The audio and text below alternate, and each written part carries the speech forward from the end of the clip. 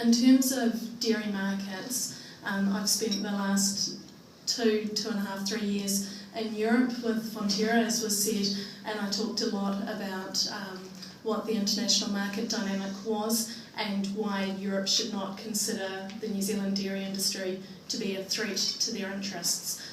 We talk a lot less about what that dynamic is here in New Zealand, but I thought it's something that puts into context what the industry is trying to achieve and why. So I'll start with talking about that.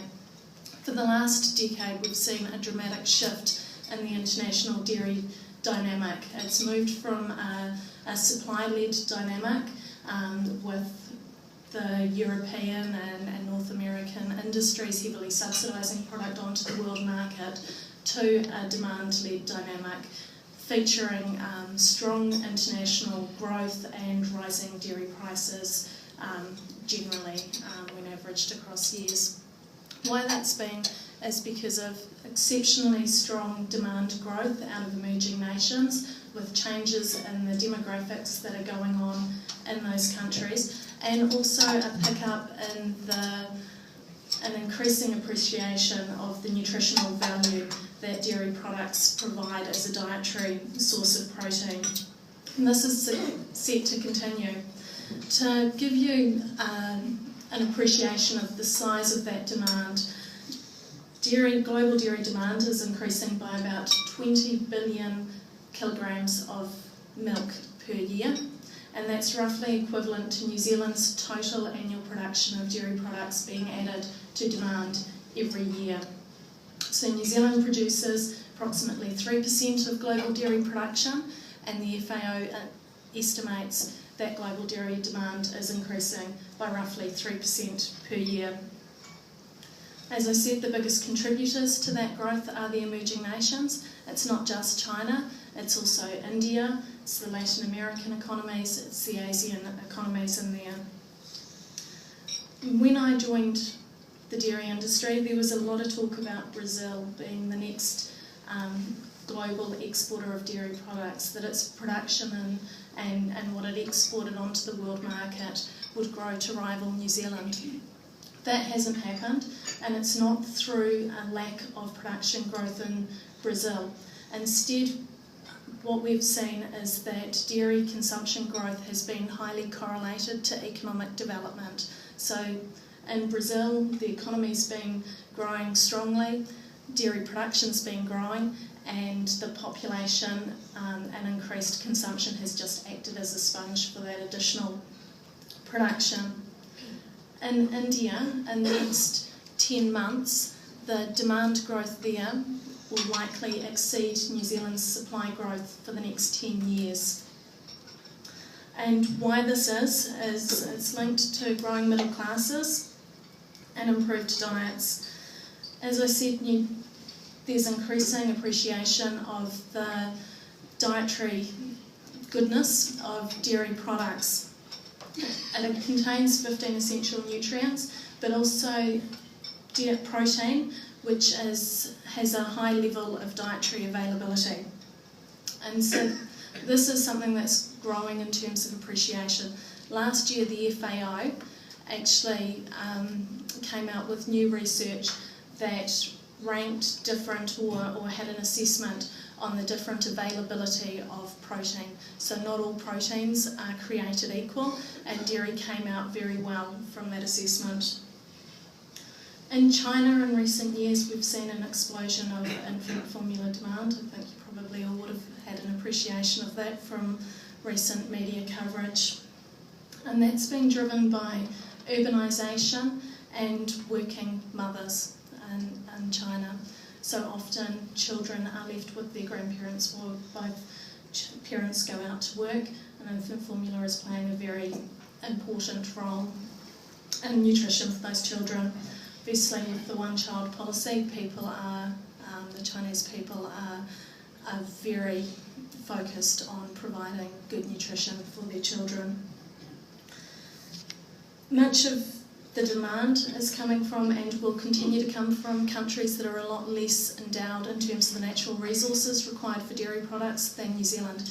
They don't have our same abundance of water, or the climate that we have, which is favourable to dairy production. So trade is going to be an important element of meeting future dairy demand, and that creates tremendous opportunities for the New Zealand dairy industry. Sustainable production will be the key to unlocking those opportunities for New Zealand, and sustainable growth will benefit all New Zealanders. The shift from a supply-led demand dynamic is expected to drive higher returns for dairy products. We've seen dairy products and the returns for dairy products hold up very well in the global financial crisis, and they also held up very well when in 2011 and 2012 global dairy production was extremely high in all major exporting geographies. So that's real demonstration of the underpinning strength of demand that we're seeing.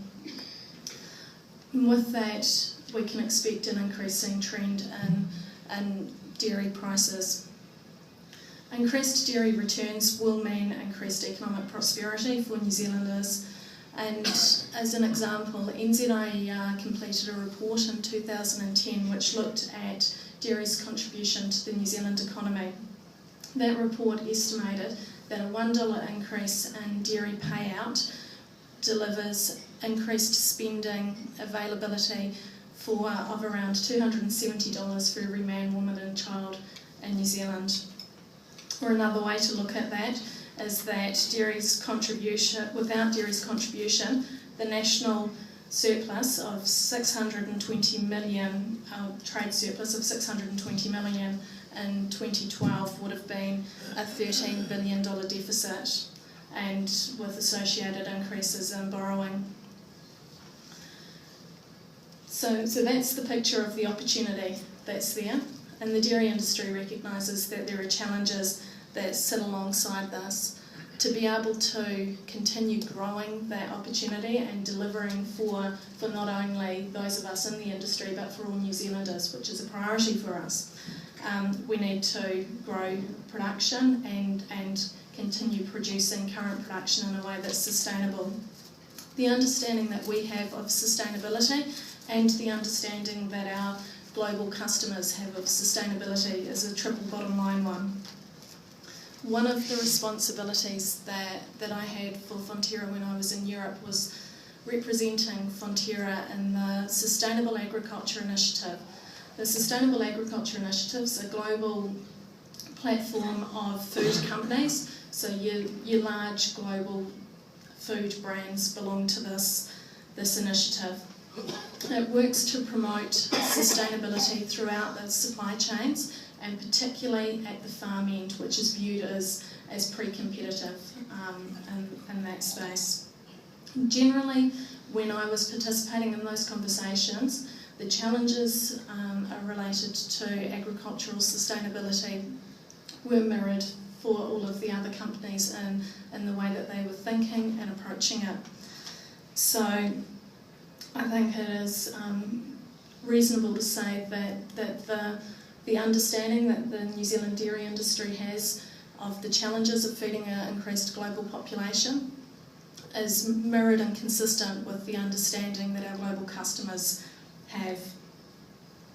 We understand that dairy production is natural resource based, and that the success of the dairy industry, both today and tomorrow, relies upon the availability of natural resources, both today and tomorrow. It also relies on healthy, well-treated animals, talented people who want to work for our industry, high standards of biosecurity and product integrity. And because dairy farms and dairy companies and dairy co-ops are businesses, it also requires economic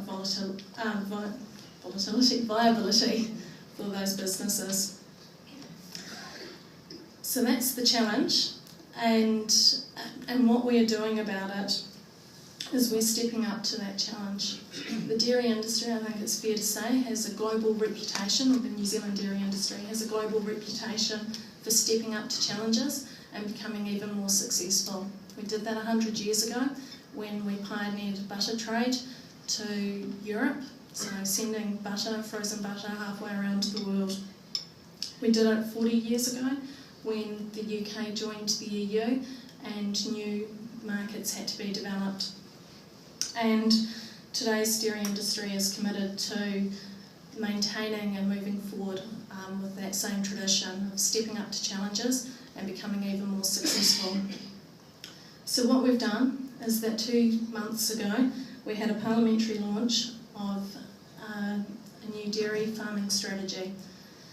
This strategy has been developed by Dairy NZ, by DCANS, the Dairy Companies Association, by the Dairy Women's Network and by Federated Farmers Dairy Section. The vision for the strategy is to make dairy farming work for everyone. The strategy consists of 10 themes that focus on being both a competitive industry and a responsible industry. These themes provide an industry focus that will enable farmers and equip farmers to do what they do even better. The 10 objectives that sit alongside these 10 theme areas are to increase on-farm profitability and resilience through greater efficiency, to research and develop innovative technologies and solutions to meet future dairy needs, attract, develop and retain highly skilled and motivated people throughout the industry, enhance the insurance levels of biosecurity and product integrity, create and maintain industry-wide information systems and structures to serve the needs of dairy farmers, be proactive in environmental stewardship and wise use of resources, farm to high standards of animal health and welfare, provide a world-class work environment, enhance the communities that we live in, and finally grow dairy's contribution to the prosperity and well-being of New Zealanders. In the area of environmental stewardship, which I think is of broad interests, we're aiming to provide farmers the tools and knowledge to take leadership on their own individual farms and also in their communities. An early delivery is the new Sustainable Dairying Water Accord. This industry-wide initiative provides support to farmers to undertake a series of actions which will contribute to improved water values in New Zealand, so quality improvements. This commitment to continuous improvement builds upon the foundations that were set 10 years ago with the Fonterra and Clean Streams Accord. The new Water Accord, will continue to extend riparian planting, stock exclusion and nutrient management efforts, and it will also add to these targets around efficient use of water. It won't solve all of the water quality issues in New Zealand, but it will form a solid foundation of on-farm action that can be extended and built upon where necessary. In catchments which exceed water quality limits, the dairy industry will work with the broader community on catchment-wide projects to find solutions and deliver those solutions in a way that's socially and economically acceptable to the community. So that's very much in line with where we understand that the government is heading in terms of a community collaborative approach for addressing freshwater issues. All 10 of the dairy farming sustainability objectives are interlinked, and all 10 will be necessary for achieving the outcomes and rising to the challenge in the way that we hope to. So we have both competitive and responsible dairy growth going forward in New Zealand. So the final message that I'd like to leave you with is that dairy recognises that there is a challenge. There's also a really exciting opportunity, and we're stepping up to both.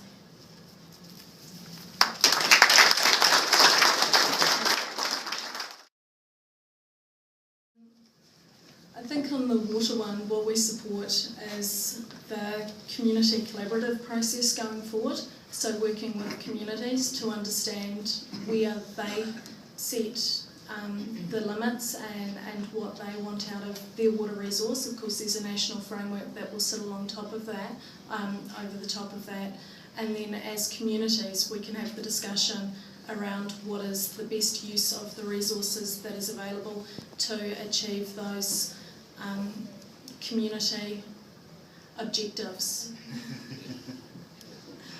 In terms of carbon and the atmosphere, the position that we've always taken as an industry is that New Zealand producers are highly efficient, and there's been global studies that have shown that in terms of carbon content or emissions content, New Zealand dairy production is extremely efficient.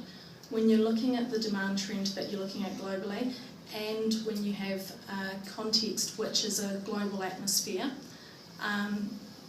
penalising and paying in New Zealand ahead of offshore competitors has unintended consequences.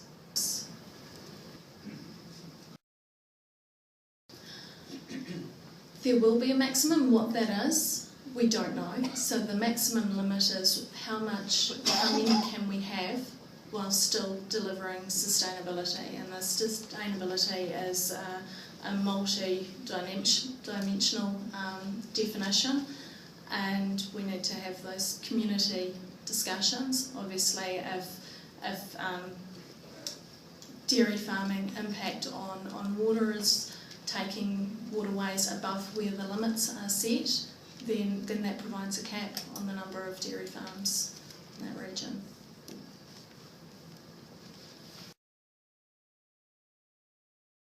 I think the biggest risks are anything that will close the export markets, and that's clear, and that's why dairy has taken the issues over the last few weeks so seriously. And anything that would close the export markets can be an arbitrary decision on the part of trading partners. It could be a biosecurity issue, it could be a food safety issue, it could be our production systems not being accepted by third country markets. And so those addressing those risks are all part of the strategy that the industry's developed. Do you worry about this? Yeah, we do. We've got a program of work underway to address the preparedness for foot and mouth, and that's alongside the Ministry of Primary Industries. In terms of anticipating vulnerabilities, we're focusing on building on-farm resistance to those vulnerabilities. It may be having understanding what they are, making sure that farmers have systems to be able to deal with them, making sure that our companies have systems in place to be able to deal with them. In terms of, I think the last two questions have had a theme of is there too much reliance on the dairy sector in the economy. I think where we view it is we're very proud of our success. We would like to see other industries grow to be as successful as dairy is for New Zealand as well. We don't want New Zealand to be a one-horse economy, but that doesn't necessarily mean that it needs to diminish the success or the track that dairy is on to achieve that. So we have 3% of global dairy production. Most dairy products are produced and consumed behind borders. In terms of global dairy trade, only 7% of dairy products, or around 7% of dairy products, ever cross a border. And when you're looking at those borders, the EU is taken as a whole, and New Zealand has around 35% of trade. But to an extent, the trade context is somewhat of an artificial context. When the decision of purchase or consumption happens, New Zealand dairy products are competing with both other export sources of production and with locally produced production.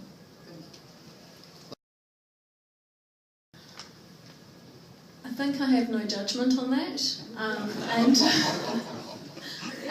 that is I think there's a trend towards, and there's always been a strong focus within the dairy industry of what is a viable, sustainable farm business. For New Zealand, that has been towards a larger farm model.